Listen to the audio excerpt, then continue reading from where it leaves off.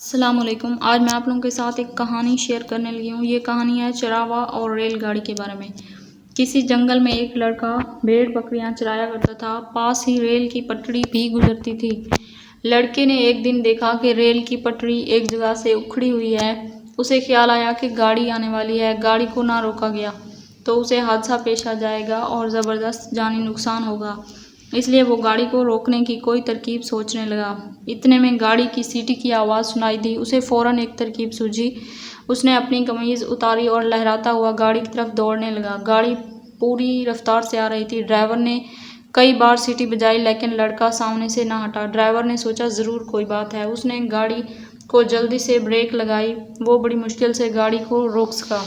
गाड़ी रुकते रुकते उस जगह के करीब पहुंच गई जहां से पटड़ी उखड़ी हुई थी। लड़का गाड़ी से टकराते टकराते बचा। वो खौफ के मारे बेहोश हो गया। ड्राइवर और मुसाफिर नीचे उतरे तो उखड़ी हुई पटड़ी देखकर उन्हें सारी बात समझ आ गई। उन्होंने अल्लाह ताला का शुक्र अदा किया। वो बहुत बड़े हादसे से बच गए।